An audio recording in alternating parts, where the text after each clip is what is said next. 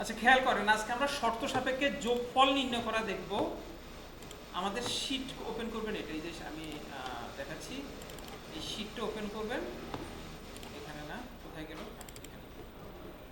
Day and class 05। এইখানে আমরা দেখেন আমরা কি করব সেটা এখানে দেখাচ্ছি।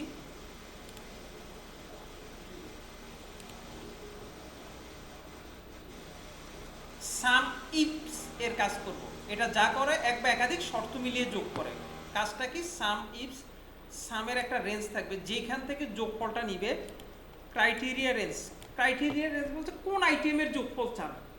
একাধিক আইটেম থাকতে পারে এবং ক্রাইটেরিয়া, কোন ক্রাইটেরিয়ার, একটা হচ্ছে ক্রাইটেরিয়ার রেঞ্জ আর একটা হচ্ছে কোন ক্রাইটেরিয়া। হ্যাঁ, এগুলো বেশিরভাগ হচ্ছে আপনারা অ্যাকাউন্টিং রিলেটেড কাজগুলো যদি করেন, ডেবিট ক্রেডিটের ক্ষেত্রে এটা বেশি উপকার হয়। আচ্ছা যাই হোক, সামিপস এই এলাকাটি যোগ করে যদি ওই এলাকায় এই শর্ত পাওয়া যায়। শর্ত না পাইলে জিরো রাখবে, বুঝতে পারছেন? আমরা একটা এক্সাম্পল দেখি। এখানে দেখেন, এখানে আমার কিছু আইটেম আছে, আরেকটু আমি জুম করে নিই যাতে আপনাদের দেখতে সুবিধা হয়। এই আইটেমগুলোর নাম দেওয়া আছে পেন, পেন্সিল, হ্যাঁ, এবং পরিমাণ দেওয়া আছে। তা আমরা এইখানে এই সেলের ভিতর এই টোটাল কতগুলো পেন আছে এটা ক্যালকুলেট করবো। এটা ক্যালকুলেট করার জন্য আমরা যে ফর্মুলাটা ইউজ করবো, ইকুয়াল সাম ইফস,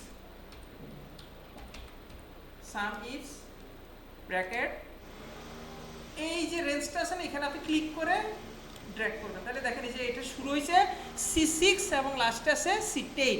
দেখেন এখানে নিয়ে নিছে না অটোমেটিক।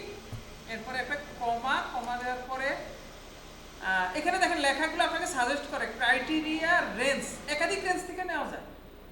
হ্যাঁ, আমরা একটা রেঞ্জ থেকেই দেখাচ্ছি। এই যে এখানে এই রেঞ্জ, কোন রেঞ্জ থেকে আমরা আইটেমগুলো সিলেক্ট করব।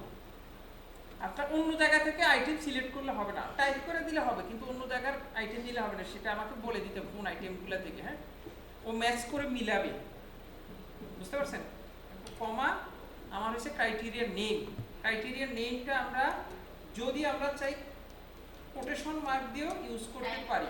হ্যাঁ, এখানে টাইপ করে দিলে হবে। এই যে যেমন আমরা পেনের সংখ্যাটা নির্ণয় করতে চাচ্ছি, PEN, হ্যাঁ পেন, এবং এরপরে আমি একটা ব্র্যাকেট ক্লোজ দিলাম।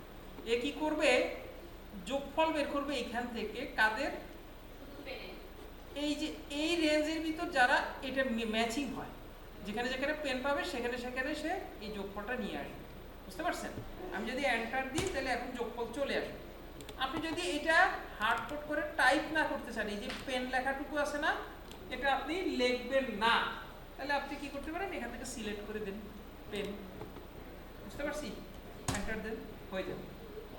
আর একটা মজার জিনিস দেখেন, আমরা নিলাম এইখানে আমরা উল্লেখ করে দিলাম রেড পেন। এখন কি হবে দেখেন তো, কি বুঝলেন? রেড পেন আর আছে আর নাই।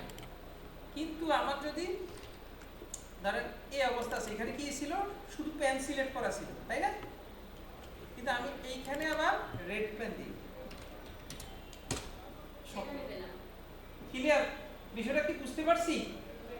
এটা হচ্ছে আমাদের শর্ত সাপেক্ষে এই সাম বের করার। এরপরে আমাদের আরো একটা হয়তো আছে এরকম একটা শর্ত মিলিয়ে যোগ, যেমন এটা মার্কেটিং এর স্যালারি কত, অডিট সেকশনের স্যালারি কত, অ্যাকাউন্ট সেকশনের স্যালারি কত, HR সেকশনের স্যালারি কত, এটা আপনারা করেন। একই, আমার কি কথা বুঝতে পারছি? আমার মার্কেটিং এর একাধিক লোক থাকতে পারে, অ্যাকাউন্টসেরও একাধিক লোক থাকতে পারে। তো টোটাল স্যালারিটা মানে ডিপার্টমেন্ট ওয়াইজ স্যালারিটা আপনি অ্যাকাউন্টসে যখন কাজ করে দেখলে একসাথে 3 জন কাজ করতেছে, 3 জনের স্যালারি কত সেখানে চলে আসবে। টোটাল স্যালারিটা, অডিটের স্যালারি কত আসছে, ডিপার্টমেন্ট ওয়াইজ স্যালারিগুলো কত, এটা নির্ণয় করব, বুঝতে পারছেন? এই কাজটা তারা নিজেরা প্র্যাকটিস করেন। হ্যাঁ, আমি দেখা দিই তো হয়ে গেল, আমি তো আপনাদের একটা বেসিক নিয়ম দেখা দিয়েছি। এখন আপনাদের আমি বিভিন্ন রকম কাজ দিয়ে দিয়ে দিয়ে আপনাদেরকে একটু আগাই দিচ্ছি। হ্যাঁ, এটা করেন। ওকে সরি, ও আচ্ছা, আপনি তো এই যে স্যালারি বের করবেন, কার ডিপার্টমেন্টের স্যালারি। এখন একই ডিপার্টমেন্ট তো একাধিক জায়গায় আছে না, তখন আপনাকে এই সাম ইফস ব্যবহার করে কাজটা করতে হবে, নাহলে তো আপনি মিলাইতে পারবেন না। শুধু সাম দিলে কি হবে, সবগুলো যোগফল চলে আসবে না? আমরা তো আগে যেটা করছিলাম ওই সিস্টেমে করলে হবে না, তাহলে আপনাকে আপনার ওই সাম ইজ ব্যবহার করে শিখতে হবে, কাজটা করতে হবে। ঠিক আছে?